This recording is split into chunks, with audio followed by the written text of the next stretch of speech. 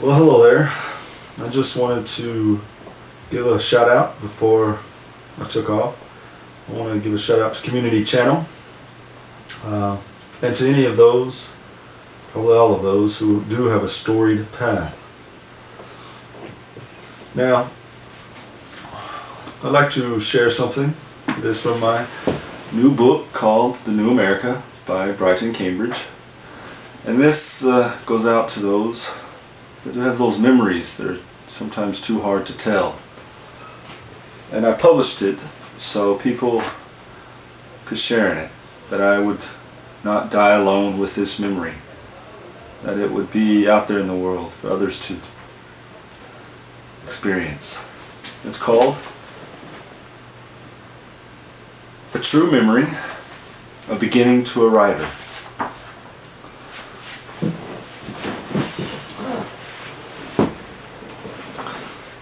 There is a true memory I must set to paper, and though I have tried many times to do so, I have failed. I will try once more. It must have been in the late 1980s, and I no more than 8 years old. It was to be our family winter vacation, and it was the first one I can recall. We had lived in Brownwood, Texas then, and were still a close family. That was the time before the divorce, and love still filled the home with laughter. The trip began by meeting relatives in Andrews, Texas, and then together driving overnight to Santa Fe, New Mexico, for the ski trip. The adults were warm in the front of my dad's gray truck, while the children were freezing in the back of a camper that was strapped over the back of the truck's bed. The children had on many clothes, and sleeping bags and blankets covered them in an attempt to retain heat. But the cold was too intense the closer we drove toward our destination. I remember the cold as yesterday. It was the first time I had to endure a thing of nature I could not control. It was not long after the children began to complain that an adult opened the truck's back window to allow the main compartment to warm the children in the back, and as the hot air surged through the back camper, the feeling of snugness quickly brought sleep. Back then, no one considered the dangers of a bunch of kids in the back of a truck driving up an icy roadway. I suppose that was the beginning to my luck. A balance of good and bad. But alas, I am Libra. When we arrived at Santa Fe and I escaped the camper, I opened my young eyes to a brand new day and to a 2-story log cabin. It was then that the longing began in me to live far away in a cabin covered with snow, but the desire to write still had not come. The day we all went skiing, I had wanted to stay behind in the cabin and enjoy it all to myself, but my parents refused. I'm not sure why I had wanted to stay there. I felt compelled, perhaps, by a future memory or my older self, and I wanted the feeling to last. I didn't stay, and that is just the beginning. At the mountain slope, after everyone was geared up to ski, my parents left me in the guardianship of my older brother and sister. There also was an older cousin, and he has since passed away. God bless his soul. Since everyone was in full ski gear, it was difficult for me to recognize who was who, and so I tried to match color coats with faces, but it soon failed my untrained mind. After a time of playing on a practice ski lift, I had found my dear-hearted companions had vanished, and the sky beginning to release soft petals of snow. I looked around and could only see massed people, and calling names was useless. By this age, I was familiar with being abandoned by my older siblings, but never in a strange land with so many harsh conditions to face alone. At most, they had left me to die in earnest efforts of their own personal pleasures, and I suppose that feeling of separation with all mankind set in there and then and stayed with me. I became lost to my family and to this world. After a great long time of crying and not knowing what to do, it seems like an hour or more, my instincts began to control my thoughts. Somewhere deep down inside, a thought came: if you stay out here, you will die. I understood completely, and I listened to a new, profound thing within. My body was numb, my face hard from the frozen tears, and the snow coming down in great freezing lumps. I decided to go and search for shelter. A car, a blanket, a cave, a body, something, anything. Eventually I skied to a small cafe and stood outside watching the people stopping, removing their skis, and venturing inside to the warmth and safety. I watched and did the same.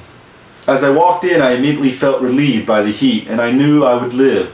I started slowly walking around the place, taking in strange faces, enjoying laughter, hot cider, and an entire family having lunch. When I saw them, I imagined they would see me and beckon me over like a lost hero coming home from a dangerous journey, and then we would all sit and laugh together about the hardships I had faced. But that didn't happen, and I became more alone. I searched for any sign of my family, and found none. Then it happened, as sure as if anything has ever happened in my entire life. I became a writer, or what was the beginning to the writer inside. The emerging writer inside me saw a man and woman sitting by a frosted window. Outside the glimmering window, shadows of skiers passed by in slow motion. The couple was smiling and enjoying hot coffee, and the steam drifted up and became lost. The man appeared to be in his early 30s with short, light brown hair. He wore a gray scarf about his neck, and his coat was hanging on the back of his chair. To this day, I half imagine he was my future self sitting with my future wife, living as I have lived. The woman had long, curly, dark brown hair, and she wore a gray wool sweater that came up to her chin. And she was beautiful. Her coat was also on the back of her chair. On the table were the drinks, and I thought how nice a hot drink would feel inside me. And then I also realized that I had no money. I understood that I was poor, not my family, but I was penniless. When I saw the couple sitting there at the table, laughing, and the scenes all about me filled with quiet chatter, and the busy skiers and travelers hurried onward, I find myself being left in a different time and place. Everyone in the world moved onward, and I was left behind to watch from a distance. I saw the couple. I saw the future. All of it slowly moving ahead as I followed in silent observation. I began to absorb it all and commit it to memory in words that my mind and vocabulary held. It was then my perception changed of how people sometimes want to be someone else. I didn't care to be anyone else, not even them. I wanted to tell their story as only I could. When I learned to read, it was like blackness inside quickly turning into bright white light, and a desire to be filled with knowledge. I read complicated things, fun-hearted things, deep things, and it all came easy to me. Reading was easy. The interpretation was also easy, but what was difficult was not reading enough, fast enough. As I was lost and alone in the cafe, I somehow became aware of what reading and writing was all about. People can read life the way others read a book. The moment I saw the couple in the cafe, I began to need to place the visions into words and onto empty page. My experiences from then on have captivated me into writing. Coming from that place, I realized I was still alone and lost. Perhaps I will always be that way. I had forgotten it all, and so I went back out into the cold as a new boy, brave and unafraid, and I knew that I would live for a very long time. I went outside into the freezing snow and went back to the practice lift and waited. Of course, everything rushed upon me after a time, and the tears began again in streams. And after about another hour, standing in the falling snow, I saw a person skiing toward me with outstretched hands. The masked figure was my mother, or what I am to believe was my mother. And I knew that she would find me, but what she found was another child that was no longer her own. I had become an individual, and he was to be a writer. Well, that's just part of my story, part of my life.